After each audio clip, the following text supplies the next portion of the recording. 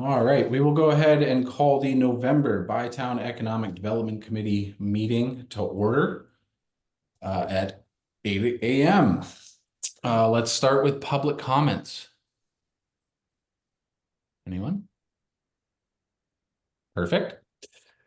Additions or changes to the agenda. Right after marketing and before other business, we will add back in our financial reporting. I had removed it because I didn't think, typically we don't get that payment for November until the third week of November, and we got it the other day, and Gretchen received hers. So we will add that back in right after our marketing committee update. Okay, any other additions or changes to the agenda? Yeah, asking. What? I just said she got hers and she goes, yeah, without asking.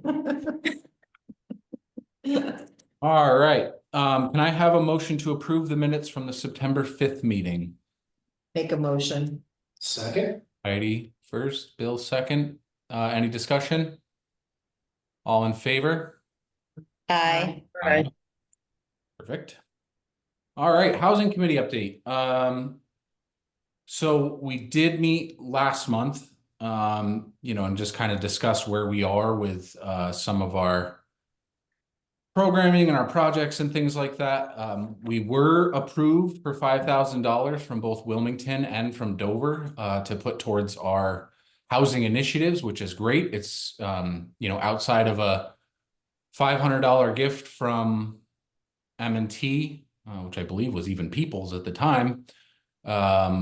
We really haven't had any money in that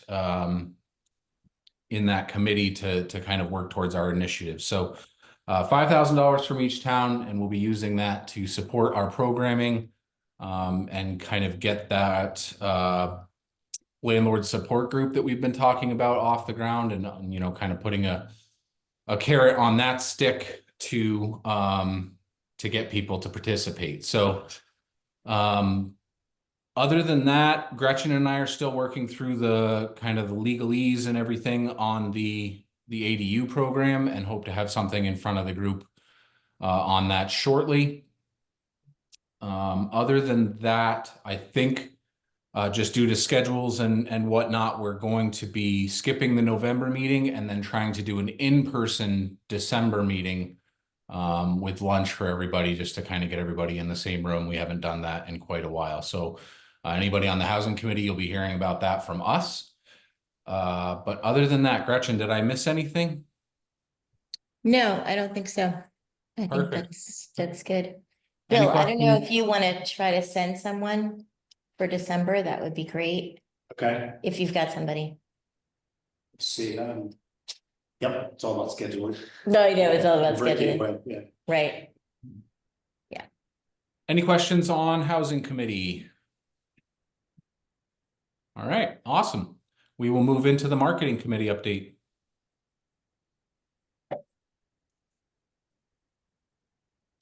We have Tim Dolan, who's our marketing director, here to talk to us about what's been going on and the budget. All right, thank you. Can you guys see my screen? Yeah. Yes. Perfect. So we didn't meet too long ago now, so I think you guys had gotten the complete update of what our summer campaign had looked like. So I skipped over that stuff, but just went right into results for today. So first up is Google Ads. So this is looking at the year to up to November 1st. So, this year, like we talked about last time, we did increase the budget by about $4,400 and concentrated most of that between July and mid-October. And you can really see that, as we gain clicks and impressions throughout the summer, that extra money really helped. And then really helped in the fall. As you can see, the big boost there. Really, foliage is definitely our best performer. You can see that on the graph here, but overall, that counted for 33% of our clicks for the year in just a 6-week period. So definitely something that we're continuing to hit hard is that fall foliage. using the foliage tracker to kind of give people that real live update multiple times a week of what things are looking like so that they know what to expect and when to come and visit and get that best fall foliage experience. For our campaign, overall this year, we did 23 million impressions, just under 58,000 landing page views. Our click-through rate was a 0.24% and at a $1.57 cost per landing page view. So, you know, we had started with the new campaign back in April, and it always takes a week or two for everything to optimize in Meta. But you can really see as we get closer to summer and kids are starting to get out of school, we really started to see better and better performance that then stayed pretty steady with our number of clicks throughout the summer months. Got a little bump as we first started talking about foliage, and then again stayed kind of really strong right through the end. This drop off that you see here is just a result of, you know, us ending the campaign at a midweek. So where everything else is a full week of data, you know, this one is only partial week. And so that's why it looks like there's a big drop off. But I did look at, you know, the numbers individually, and, you know, our performance for those couple of days was similar to the rest of the summer. So just to compare to last year, you know, first of all, the money, you know, we did spend more money this year. You know, so we spent about 17.4% higher. We jumped from 77,500 to 91,000. So keep that in mind that, you know, we did spend more money. Like we talked about last time, you know, we haven't seen as strong of impressions this year, but our landing page views is way up, you know, so 32,000 last year versus 57,000 last year puts us up, you know, about 78% in the number of people that were getting onto the website after seeing one of our ads. So like we talked about last time, even though, you know, we're not seeing quite as many impressions, we stayed pretty much even though we spent, you know, more money, but we got more in front of the right people and were able to get more interaction with them and get them onto the website. And then with the website, I just wanted to give you a quick view of what our total website visits are during the periods when we've been doing the campaign. So this is from May through the beginning of November of each year. So, you know, for 2023, we did about 75,000 users on the website during that time versus 145,000 this year. And then for views, you know, so even though the active users is the individual people, but then if they come back multiple times, you're going to get more views. So, you know, 125,000 last year versus 219,000 this year. So way up there, you know, almost 80,000 extra views. I will say that the chamber moved the Wine and Harvest Festival from an external site last year to visitvermont.com this year. So that accounted for about 30,000 of those views, but still puts us up, you know, about 50,000 views from our campaign from where we were last year. You know, I think having Wine and Harvest live in the same site only benefits everybody because it just drives more attention to the businesses. As people are looking at Wine and Harvest, they get more information about where to stay and what else they can do while they're in town for that festival. But the other thing I just wanted to point out here is you do really see when you look at our website views, the impact of our events. You know, 4th of July, people wanting to go to the fireworks and wanting information on those is a huge jump both years. And then you can see a little bump at the end of July and beginning of August, which is those weekend events for the Blueberry Festival each year. And then September, you know, you get into the Mount Snow festivals, as well as Wine and Harvest, and just that fall foliage in general. But definitely see the impact of those events, you know, in the number of people that are on the website, you know, during those times. So other thing we wanted to just talk about real quick is we're always looking for those indicators, you know, of how we're measuring things, and we've used 1% to kind of as a loose, are we going up? Are we going down? And as I'm sure we'll see, I don't know what the number that Eric has, but it's either going to be way up or way down because that's traditionally what we see. And so the first thing I wanted to look at is like, are we alone in that? Like, why are these numbers always so far off from year over year? So this is just a quick scatter graph to kind of show some of the bigger towns in Vermont that all, collect 1% money through the state's program. And you can see, for all the different years, I did remove 2020 and 2021 because those are going to be, obviously way off year over year.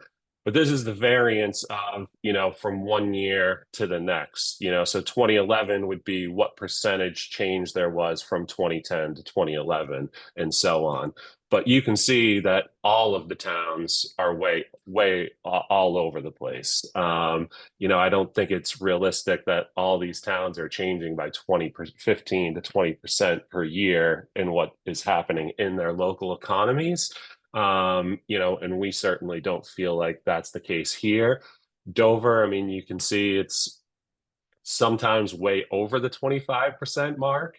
There was one in like 2015 where like it was almost at a 50% change. And so I think, what we just kind of took away from this is that those quarter by quarter statistics don't always really tell the full picture. And that we kind of need to zoom out a little bit and take a look at, what the trend is. And so what I did was take that same meals, rooms, and alcohol data and looked at what a 3-year average was. Because that kind of helps, if a little bit of money was taken in at the end of Q3 versus the beginning of Q4 or, whatever, seeing it in a trend scenario with looking at the 3 years at a time averaged, I think gives us a little bit of a softer curve and more of a realistic view. There was something in meals, rooms, and alcohol in 2015 that changed Dover.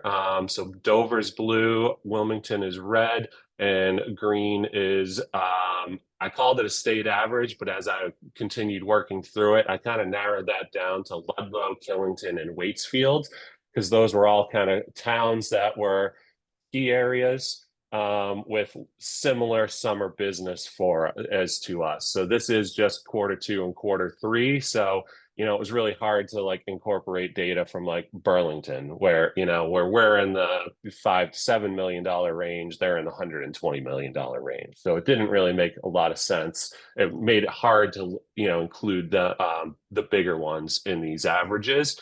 So, but you can see, in the 3 years coming up to COVID, those averages for both Dover and Wilmington were beginning to slow down, even as we approached 2020, which of course we then saw a big drop.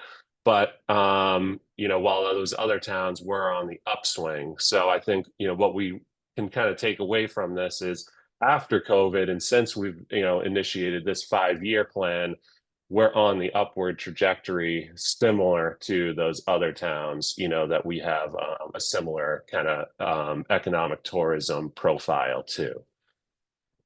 So just, a different look at kind of that 1%, or this isn't necessarily the 1%, but it's the meals, rooms, and alcohol, which of course leads directly to the 1%. But I think the meals, rooms, and alcohol is a good indicator of tourism in the area and what that's doing. So just another way that we can kind of look at, is this making an impact for us?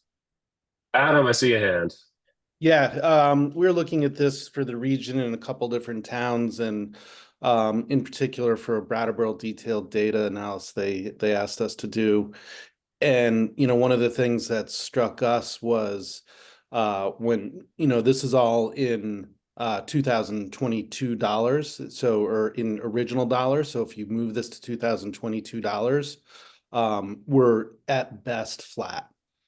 when you account for inflation. So, you can look at this and say, boy, we're doing a great job, but really, we have to remember that everybody's expenses have gone up, and it really normalizes it when you apply that factor. So, just something for everybody to bear in mind. Good point, Adam. I'll definitely take that into consideration and maybe do another iteration of this chart with inflation included. Good point. Yeah, I'll show you a link of one that we have on our site for specific to Brattleboro. Yeah, great. And if you have any other data or ways that you're kind of looking at it that you want to share, we're always open. Yeah, it's more, I think, just for the businesses to remember, because it would be easy for, folks to be like, oh yeah, look at, we're really, ahead of where we used to be. And then why am I still having trouble paying my bills? Well, everyone knows this, it's stating the obvious, but that inflation just really eats into it. Sure. Good point. That's everything that I had as far as recap for what we've been doing and statistics. Does anybody have any questions before we move into budget? Great. So for this year's budget, I broke it down into similar categories of what we've had in the past. So staffing, very similar to what we did last year. The only change would be to add a 3% cost of living increase to my salary. So that's reflected here, but travel remains the same, and our content creator position, which is we're paying 1/4 out of Bytown, for that position, another quarter coming from the chamber, and a half is coming from the GROW program from the state for one more year. So the 3540 will stay flat for this year, and that, again, is 25% of that person's salary. Professional fees, we were really happy, like I told you guys last time, with that Where Vermonting Begins campaign. So we feel like we don't need to do the brand development again this year. We've got a great tagline. We've got great templates, for going into market. So, we removed the brand development and, campaign creative. If you remember last year, we were able to secure a contract with Trampoline that gave us set pricing with just the cost of living increase year over year for 3 years. So they actually came in at 12,000 last year, even though we had budgeted for 13. So we're just going up, basically that cost of living 3% for this year at the 360. Website redevelopment, we're always looking to add just new features into there. So just keeping $500 flat. Website maintenance remains even. Content gathering, if you remember, we did a big photo shoot this summer with Trampoline over 2 days during the summer, and got, about 70 different photographs of different areas in the summertime. So we are reducing that this year, but we still wanted to keep a good chunk so that now we can basically do something similar, but with fall. So I've already been talking with Trampoline and trying to put together something for next fall, probably just do a 1 day, but similar to what we've done with them in the summer, just really get some great fall foliage shots with people hiking, biking, eating, that type of stuff. So we have really good fall content for the next few years. And then chamber admin, last year we had a big bump in it because we hadn't touched it in a while. And so, now our goal is just as our budget increases, we're going to increase, that chamber admin cost at the same rate. As we spend more money, it creates more work on them and the bookkeepers. So we're just trying to keep that even as we go along, so we don't need to do a big jump, every few years. Digital advertising, continuing to look to add to that every year, just in incremental amounts. So, this year going from 88,000 up to 95,000, adding $7,000 in there. We did actually, our actual was $91,000 for the media buy, because as we go through the season and complete other projects, we always want to spend as much money in that media buy as possible. So I think I spoke previously with you guys that we had added another 3,000. So really we're going from 91 to 95, but budget wise, it's 88 to 95.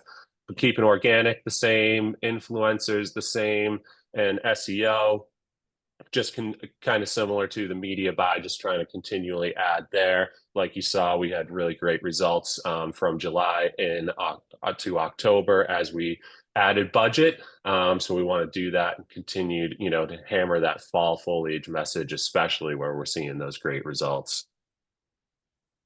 IT is the big one this year. So we're jumping, a considerable amount in what we're asking for.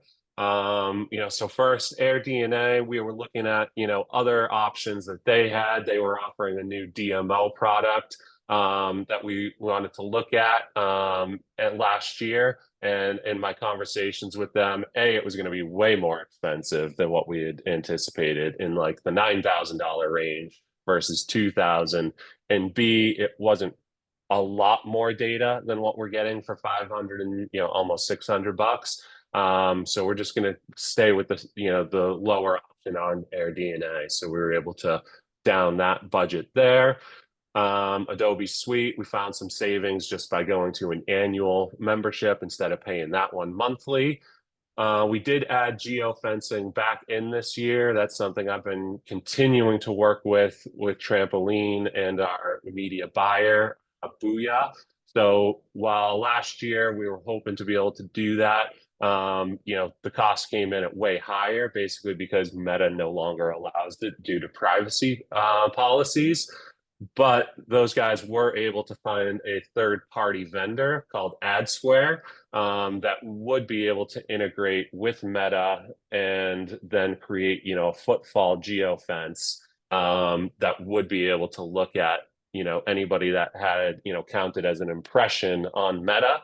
We would be able to count as they get into the valley. So it is more expensive than what we had originally anticipated last year. So we're bumping that up to what we've been quoted now by Trampoline and Booyah, to make it through our campaign next year, if that's data that we want to collect. Bandwango is another one that we're looking to add in. Bandwango is a platform that is kind of going to be, what we're hoping, a replacement to a guide, a printed guide. It's a downloadable, you sign up and then it lives on the website, so you don't need to download an app. And it, basically we can build out as much as we want in there, as far as anywhere that we want to drive visitation when people are here. So I feel like this is the next step in our marketing journey and trying to improve that guest experience while they're here. I think we're doing a good job of getting in front of people and telling them about Southern Vermont. And hopefully, they're getting here, and hopefully we can start tracking that a little bit better with the geofencing.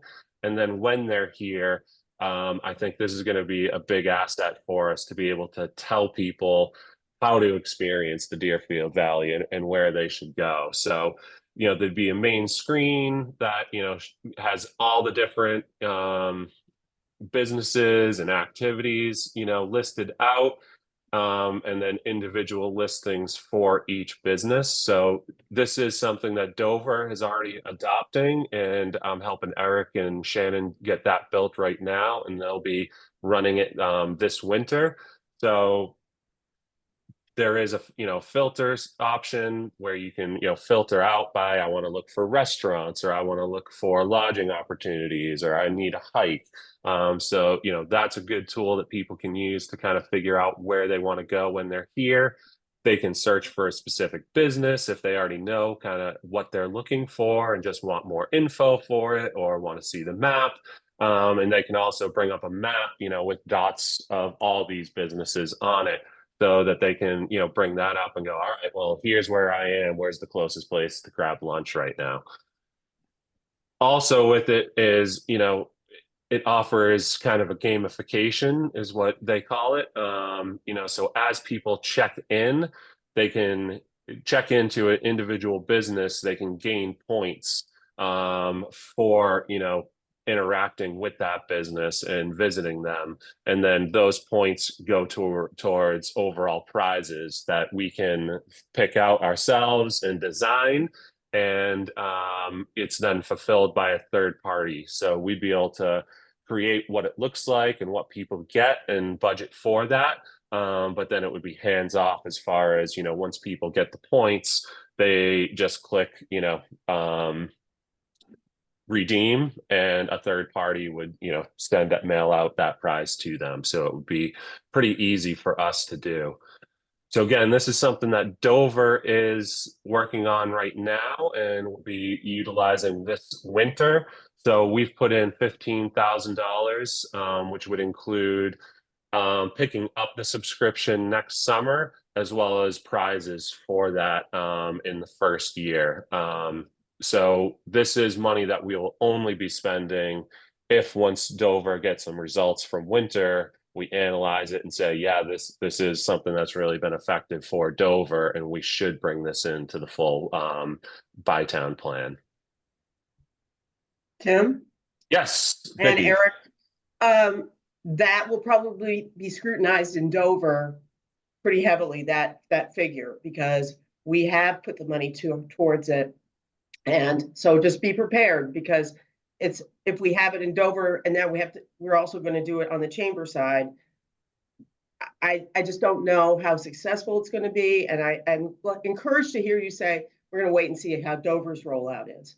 So we're heading right into budget next week. So I just want you to be aware that could be a point of concern. No, absolutely, Vicky. And I think, the idea isn't to double dip on this, right? Like, the idea would be, if this is successful for Dover, we would integrate with Dover. And so it wouldn't be one, Dover living separately and then a Bytown one separately. I think we would combine what Dover's already doing and create a larger one for full Bytown. And then, basically the Dover one would live within Bytown. And so it wouldn't be a double ask next year. It would just then become a Bytown ask, if that makes sense. And because we have the ability to make as many passes through that system as we want, if we want it, like, we can still continue to make a Dover exclusive pass or a Wilmington exclusive pass. We're just combining, we would just be, after review of how it's gone in Dover, we would just be combining that expense with Wilmington, to give us a little more, and it does allow us to make kind of a valley-wide pass as opposed to just a Dover pass, but it does still allow us to make those town-specific or event-specific passes. Thank you. All right, so last section is promotional programs. We formerly called this printing, but we've kind of expanded what we're offering in there.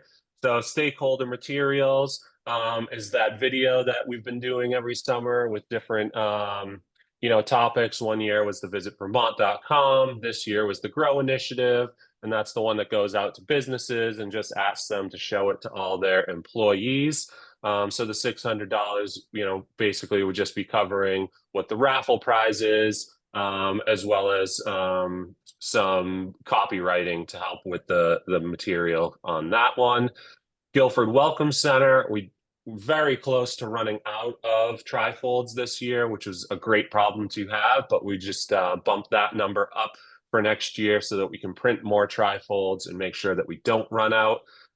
Email sign up contest. If you remember last time I talked about, we had added email capturing as part of our campaign. So when people are on the landing page, they could sign up for an email. And what we saw the best results was when we added sign up and be entered to win, Wine and Harvest Festival tickets. So we're adding $1,000 in there so we can have a couple of different raffle prizes, kind of that carrot to dangle out in front of people and get more interaction with the email sign up. And then last part is poll banners for $3,000. So these would be not the seasonal ones that Dover and Wilmington each individually have, but the combined Southern Vermont, Deerfield Valley ones that are up year round that have the visitvermont.com logo on them. We, saved money when we did those 2.5 years ago by going with a 3-year vinyl. but that means that the 3 years is now up. And I don't know if anybody else can see it, but I start to notice that the ones that are directly in the sunlight are starting to show that they're 2.5 years old and beginning to fade a little bit. So we want to make sure that we have the money to be able to replace those next summer for the following 3 years.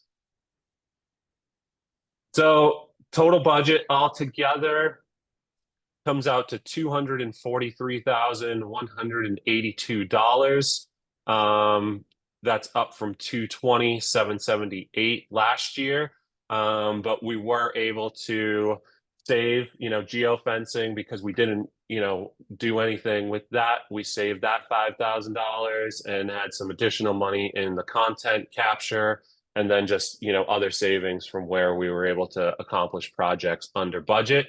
So we do have a carryover of $12,500, bringing us down to $230,682 for the ask.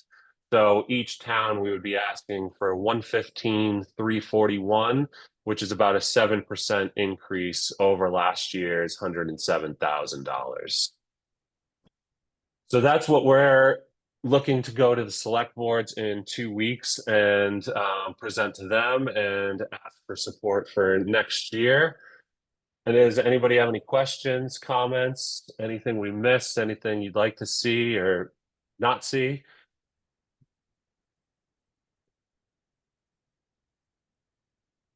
Great. Great job, Tim. Thank you. Thank you, everybody. That's a lot. Right? Yeah, I'm just absorbing. Yeah. Who writes the copy for the Van Wango blurbs? So Does that there's come- part of it. The first option is to have it pulled directly from Google. So, we can literally just type in the address of a business and then click on it, and it'll immediately pull their hours, their description, and a photo.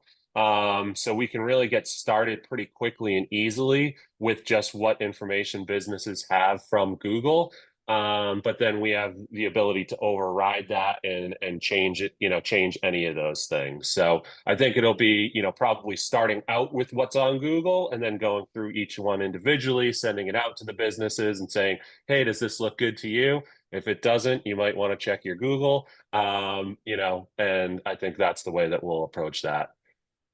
Yeah, for sure. There's just a little space to get attention there, a couple lines. Yeah, definitely.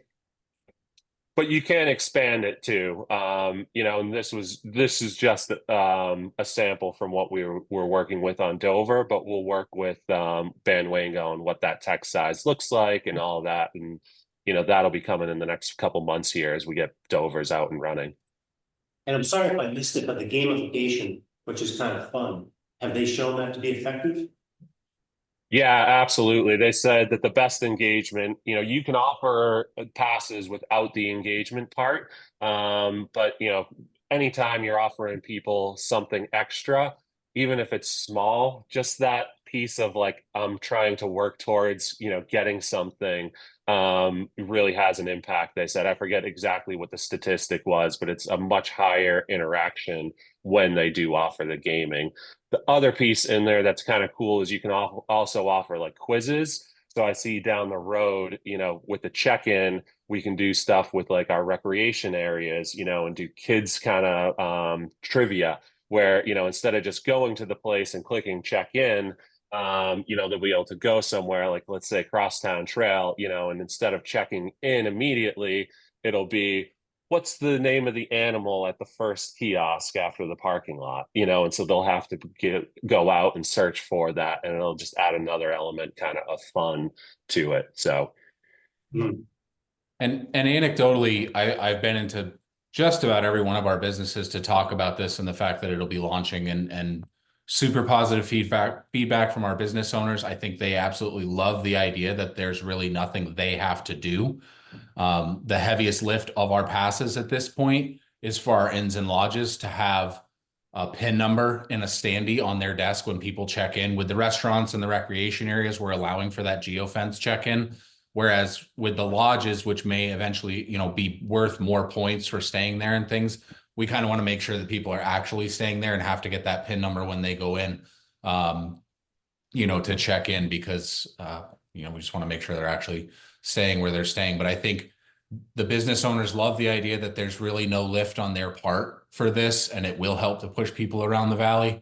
And they also love the idea that if they wanted to get more involved, if they wanted to have, kind of discounts and things for repeat business or whatever for their specific business, then they can take that step only if they want to.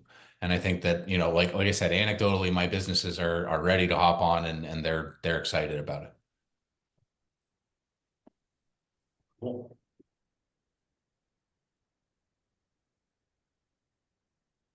Any other questions for marketing or Tim? Awesome. Thanks, Tim. Thanks, Tim. All right, so we will hop into the added agenda item of 1% updates. Gretchen, do you want to start? Yeah, Shannon, can you give me sharing?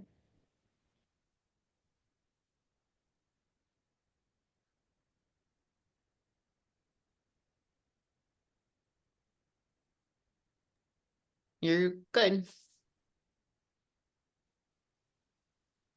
Okay. Can everybody see that? Yes. Okay, great. So I can send this out to everybody because it's a lot of a lot of numbers on a page.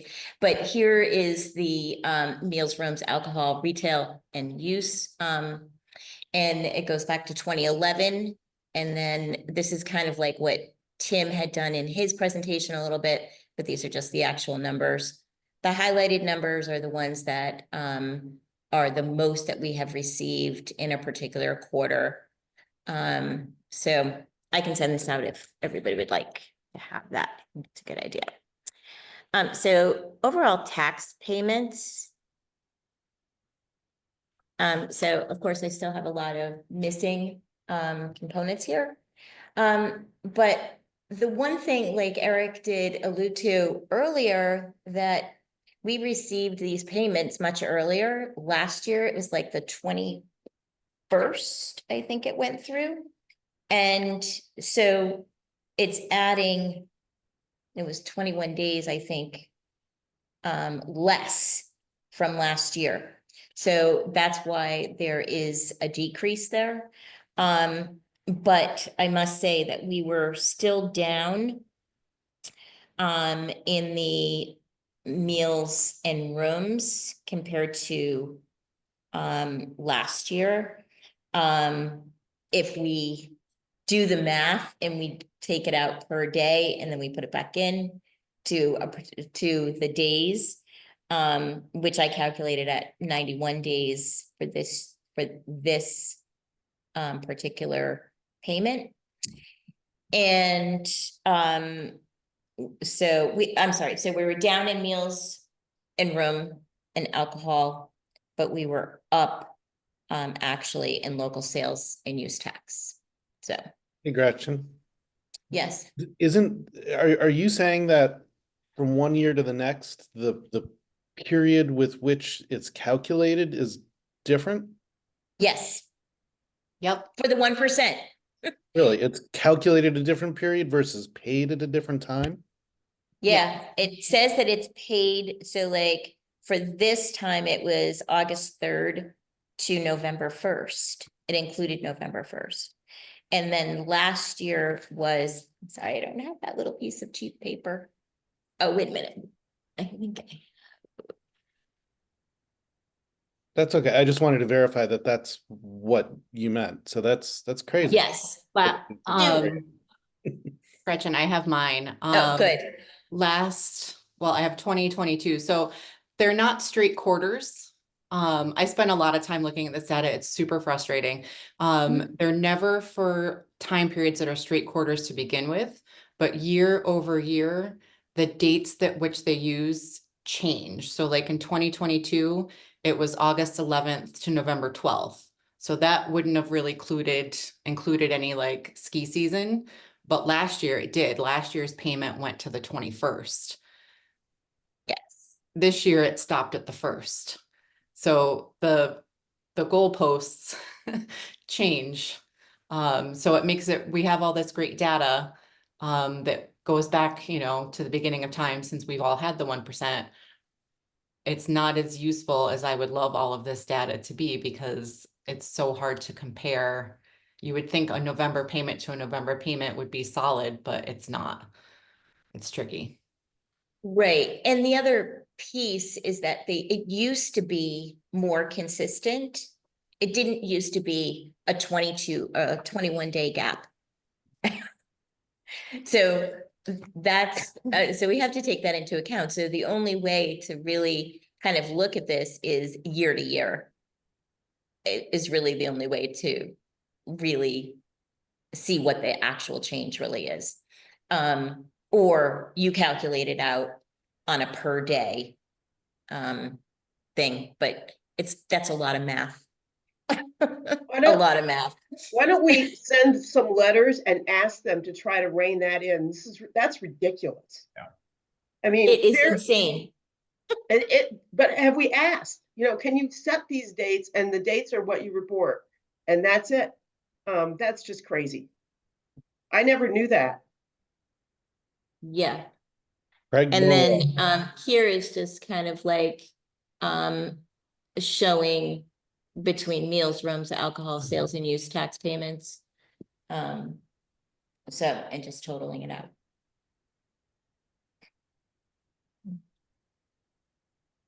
So I will send this out to everyone. So you can review it deeper. Any questions for Gretchen?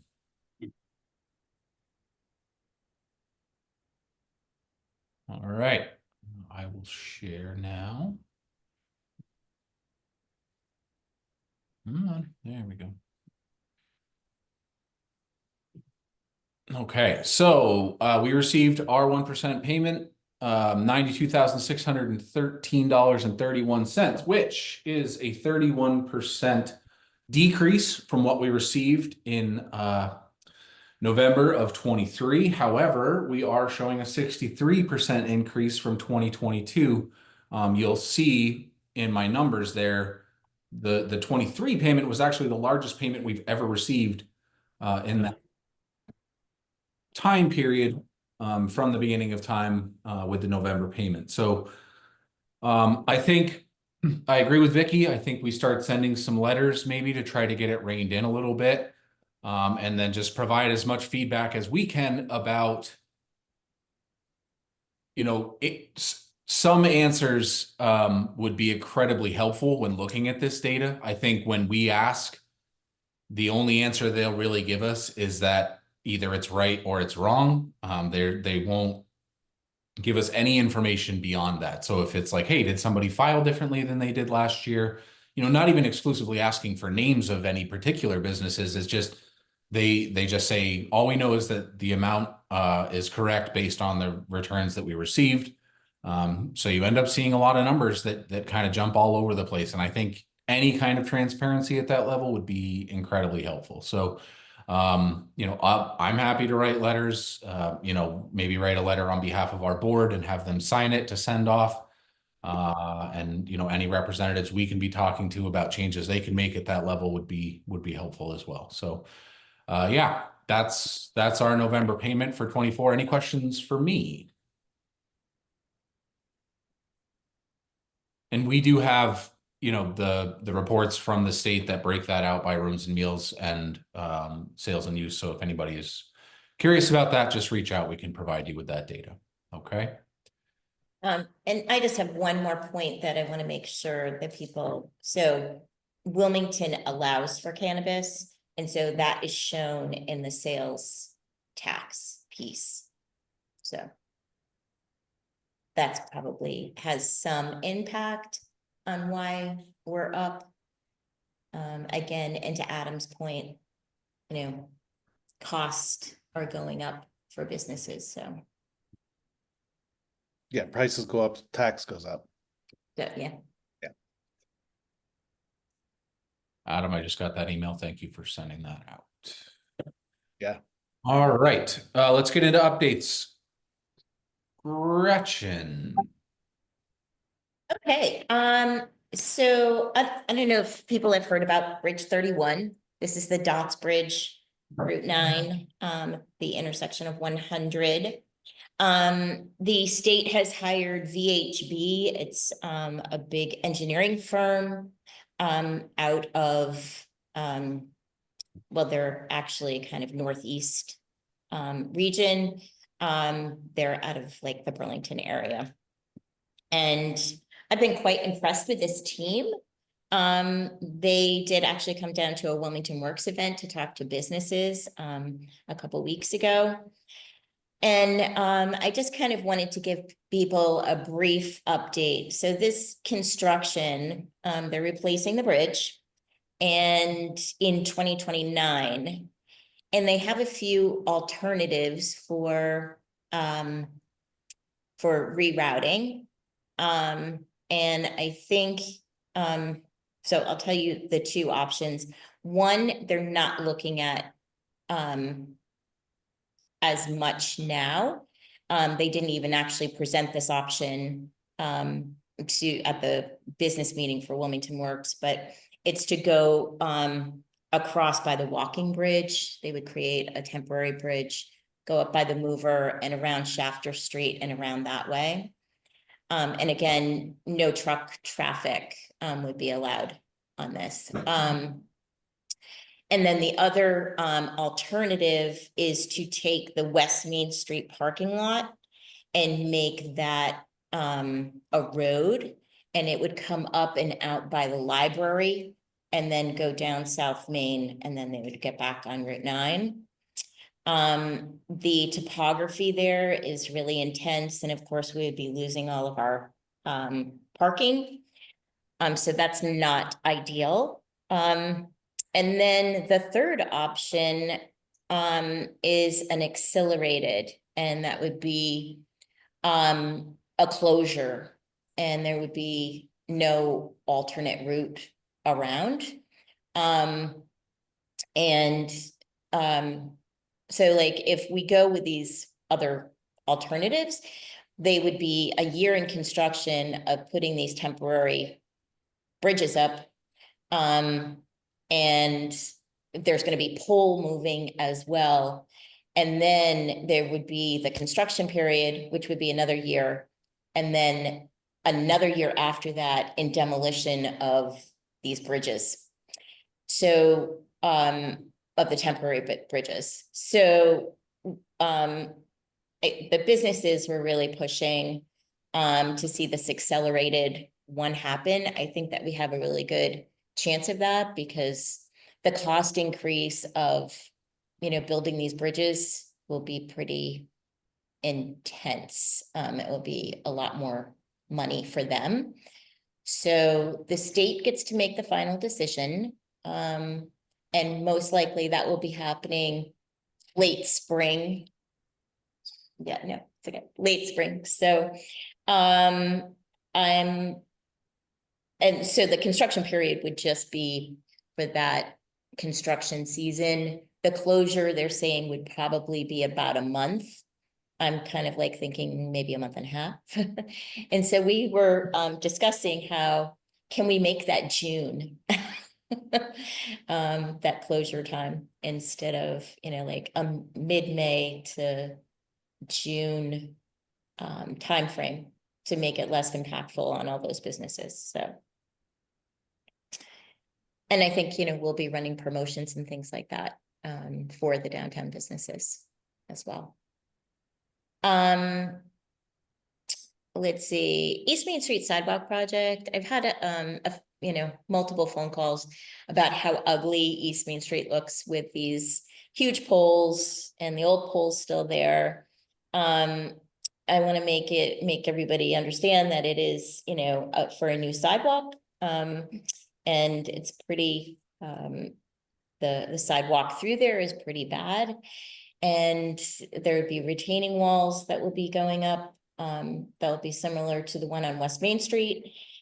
And the old poles will be going away as soon as the other utilities come and transfer their lines over to the new poles. And so, of course, with this pole moving, there was a lot of taking down of trees, and we will be replacing some of those trees with the permission of those property owners, if they want trees in their yard or not. So so it's not, so hang in there. It's, you know, hopefully we'll be in construction next summer, is my hope. Veterans Memorial Park, we did receive a grant from the Vermont Veterans Fund. So we're still trying to raise money for this project. That will be down on Beaver Street, the lower part of the safety facility building. We had a full reclamation of the tennis courts. And I don't know if anybody's been by, but it looks really, really nice. It's totally complete. Again, we did get a building and general services grant for $25,000. And so we're closing that grant out. And then I wanted to talk a little bit about, there's a small business workshop next Tuesday at the old school from 9 to noon. There's still room available for people. And then Sam, do you want to talk a little bit about Wilmington Works in the business plan competition? Sure. So our business plan competition round 1 applications close tomorrow by 5 p.m. and we have gotten 19 total submissions so far. So we might have a few still coming in by tomorrow. And judges will meet, I think it's November 14th, and then it'll go out who makes it on to round 2, which is our more intensive round, where they're actually writing their business plans, and they will each be paired up with a mentor that will be able to help them write their business plans. So yeah, we're kind of just through the first phase almost, and it's been really great.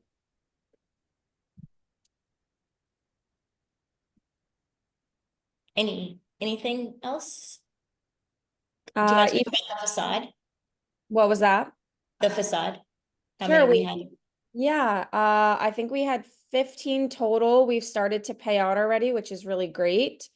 We kind of ran this facade grant a little bit later than they'd run it in the past. So we weren't sure how many businesses were going to be able to get the work in before winter. Oddly enough, we're having all of this really nice weather. So we've already been able to pay out some of the businesses that have already completed their work, which has been really nice. And the remainder will kind of start or complete their work in spring.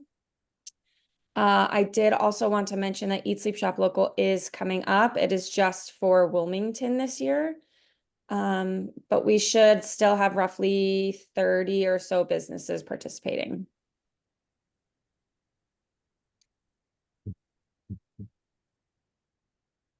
Okay. Any questions for Wilmington? Gretchen and Sam, can I just jump in? Gretchen, thank you for filling me in a little bit about the bridge information. So the Moover wasn't at the business talk in a couple weeks ago. So if I understand correctly from what you just kind of summarized, Gretchen, I just want to make sure, because we want to be on the lookout for this. So they're really kind of, if I understand correctly, you're saying that the bridge consultants are kind of leaning towards recommending the accelerated, correct? And then it's really up to the state, but that's what they're leaning towards?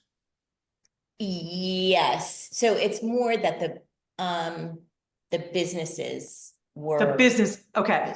The Okay, business so they're, community was leaning everybody, toward- yeah, so everybody's kind of in agreement that, yes, it's gonna be a closure, but it's better to just, you know, go through the pain of closing those shorter weeks than it is to try to do an alternative route and then drag this on for 3 years. Right, because you would be Okay. in 3 years of construction mode. And so we're, you know, and they'll have a public meeting with a select board. Okay, And that will be advertised. So, yes. awesome. All right, I just wanted to make sure, because that's we're in the mix of all those pieces, so I just wanted to make sure that we're hearing all the right pieces. So I will be on the lookout for that. Thank you so much. Yes. You're welcome. Have they reached out to you? For a They one-on-one may meeting? have reached out to Randy. Randy is off today, so I'm not 100% sure, and I forgot to ask him yesterday. We've been going through so much with town appropriations and stuff this week, so Yeah. I will follow up with that. Mhm.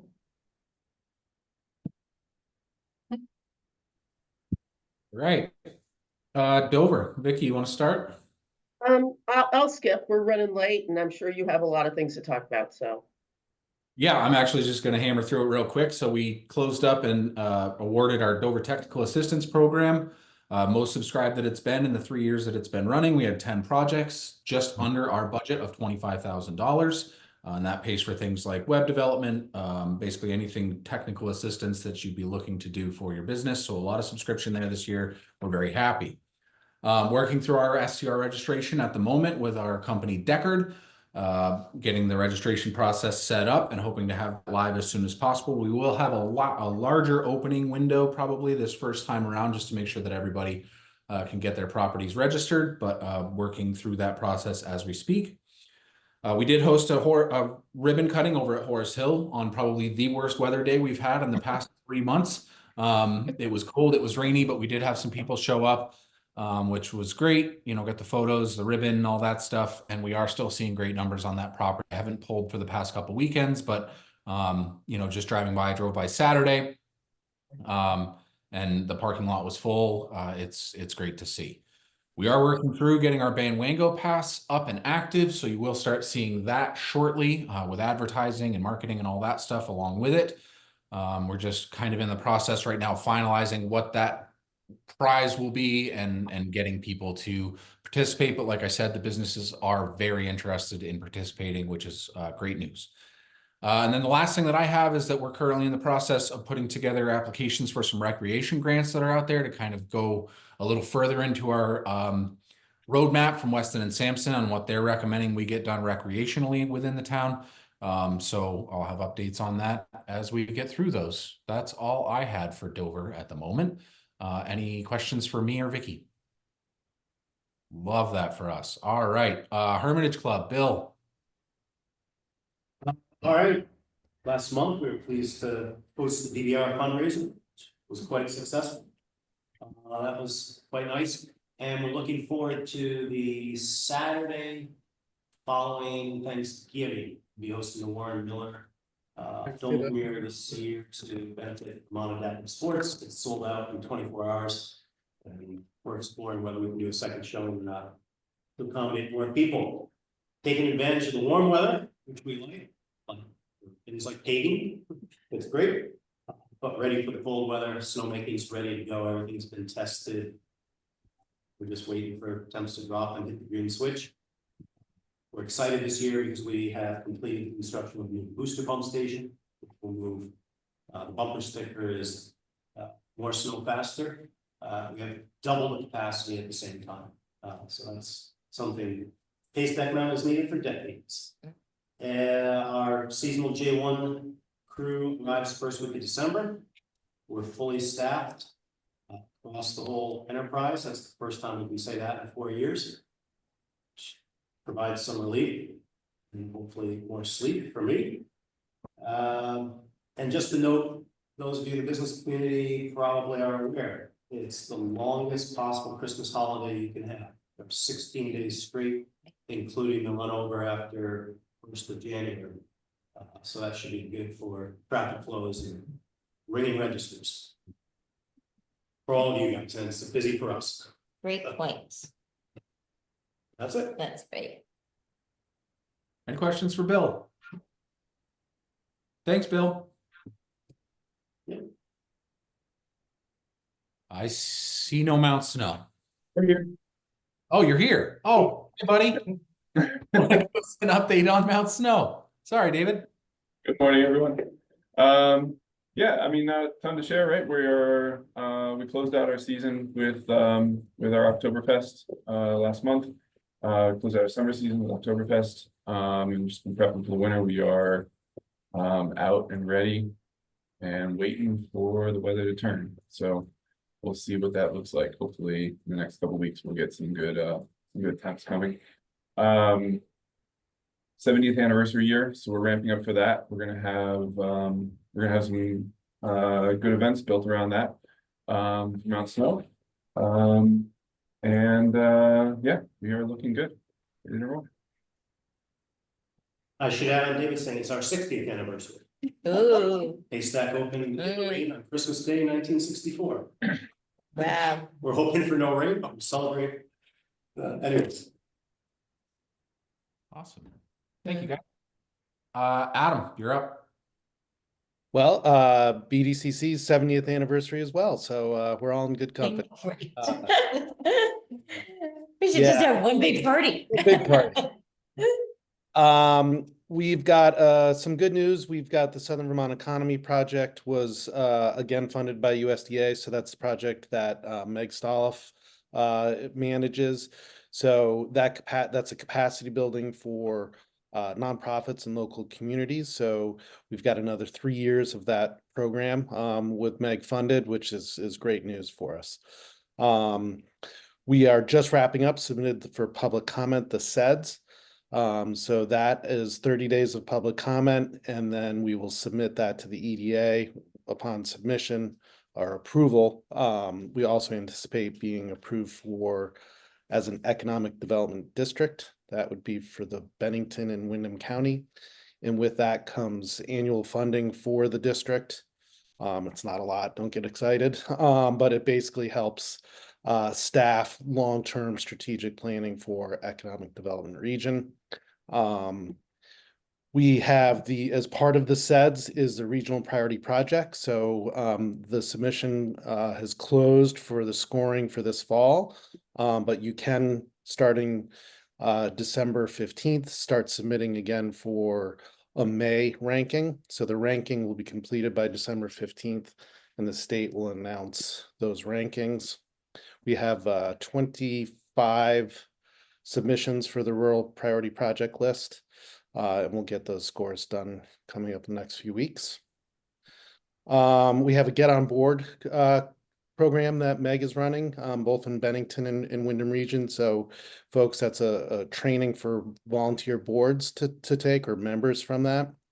That's available on our website if you're interested to learn more. We also have a couple events, the Biz Connect at the Vermont House next week and the Biz Connect is just really it's networking for business owners, managers, nonprofit managers to get together and crowdsource solutions for the problems that you're finding. It's not a come pitch your product to a group. This is really meant for networking and crowdsourcing. So hope everybody can make that. A really cool event coming up that is Biz Connect is being sponsored, and that's with Insights Association. So this is some folks who are members of this organization nationally and just want to bring this tool to the region. And basically it's a tool for understanding all of the different data that is involved with the business, both procurement, sales. So again, that information on our website, if you're interested in checking that out, that's in late November. And then in regards to the bridge that Gretchen mentioned, I think it might be a good idea if everyone just pays real close attention to that and perhaps comes together as even Bytown, as the Regional Development Corp, as Windham Regional, the town, the chamber, the downtown, to all individually write letters of support for that rapid construction, because the alternative is grisly. So we really got to make sure that, it's going to cost the state more money. Not a lot, because most of the cost is borne by the federal match, but nonetheless, really be supportive of the town in that effort. Lastly, we are going to be celebrating our Workforce Center of Excellence grand opening December 6th in Brattleboro. So this has been a virtual facility up until now, and now it will actually manifest itself with a physical location. And this is really just to transfer sort of a lot of the independent workforce work that we've been doing, workforce development, into a training facility. First classes happening right now in that site are for healthcare. And then we'll be expanding to additional career opportunities in the months and years ahead. Lastly, I see John Red's on here, and I think Gretchen, if you have any more complaints about the telephone poles on Main Street, you should just direct him to John and his plan to bury all those. That's it for BDCC. I tried that approach.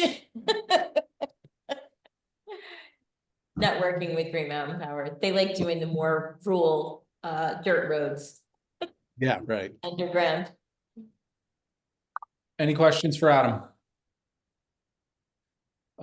Christine, you're up. Good morning, everybody. I will be quick because yes, we are past our time. So the Moover, we are only going into our 29th year. So we are definitely much more infantized than the rest of you, but 29 years and yep, we are ready to go. We hired 8 seasonal employees this year. We had a few drivers that retired, a few that backed down on their hours. We have 8 of them. 4 of them came with everything they need and 4 of them are going through our training process. So fingers crossed that we get them through DMV in time because that's the biggest challenge, but it's looking really good. Our Stratton Manchester route actually starts Monday. And that route also is taking on extra hours this year. We're expanding hours on that one in the evenings on Fridays, Saturdays, and Sundays. So we are ready to go. We are fully staffed. We are in really great shape. Went through a couple of little minor adjustments on some routes over the year, but I think we're in really good shape to just keep going. So same thing, fingers crossed that we get some snow. Would be really nice to have a good winter season and get some good ridership going. Our ridership is up along Route 100, has been over the summer months and fall, which is nice to see because we had been kind of waiting for that to kind of kick back in. So all in all, we're doing good. We will definitely keep an eye on that bridge project. And that's about all I have. Does anybody have any questions for me? Perfect. Bethany. Alrighty, I'll be quick too. We wrapped up Wine and Harvest was our last event of the season. In September, we had about 700 people at our soup stroll on Friday night, which is definitely our max.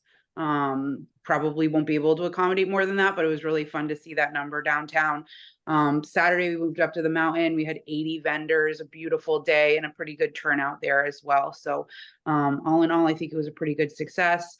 We've got Gretchen mentioned it, but we've got the workshop, the small business workshop on the 12th. It's myself, Mel, Scott Salway, and Chad Bullock. We'll be doing presentations all morning. Anyone's welcome. I'm bringing bagels and coffee. So if nothing else, come for the food. We've got a new resident mixer on the 18th at Valley Craft Ales. It's open to everyone. We've combined our member mixer with this. It's part of the Grow Grant. We've had some really solid RSVPs already. We're hoping to hit about 50. Our gala this year is December 5th at Mount Snow. I just sent out an email calling for nominations for awards. We'll close that out on the 15th of November. Hopefully we'll have, I'm really confident we'll have a nice group of award recipients this year again. Tickets are on sale if you guys want to grab them. I've been down a staff person since September, so I'm starting to recruit for a project coordinator. It's on our job board, also on Indeed and LinkedIn. If you know of anybody, send them my way. It's 30 to 35 hours a week. And otherwise, we're just gearing up. We've got renewals out where we're getting ready for 2025 events, doing some maintenance on our building, and just trying to get ready for hopefully a very snowy winter. And happy birthday, Eric. Thank you. You're welcome. Any questions for Bethany? Awesome. Okay, our next meeting is scheduled for January 2nd. Is everybody, Vicky? I was just gonna say, can you take a straw poll and see who can make it for that day? Yeah, that's what I was gonna do, is ask everybody how they're looking for the 2nd. I can. Okay. That's correct. It's which day? It's on a Thursday. It's January. January 2nd. Yeah. David, are you the rep Yeah. for Snow, I take it, for the foreseeable future? For the moment, we'll be fine. We'll it's not me, we'll volunteer something. But yes, that's fine. Vicky, can you pull that off? That is it. Maybe. Maybe. I was Okay. just gonna say, I might be a zombie, but I'll be here. After just what Bill said, it's literally gonna be a 2-week holiday period for us, so we are gonna be like I mean, it's gonna be a long 2 weeks, but I can be here. I just I might have much data. Then should from we the just holiday move week. it to the following week? That would be awesome. That's what I thought it was gonna be. I thought it was gonna be the following week, but I agree. So you want to move that to the 9th? Night. I'm okay with that. that'd be much better. Okay, let's do that. Let's move that to the 9th. Love that. All right. Can I have a motion to adjourn? Motion to adjourn. Second. So, Christine seconds. Awesome. Thank you, everybody. We'll see you January 9th. Thanks, bye. Great meeting.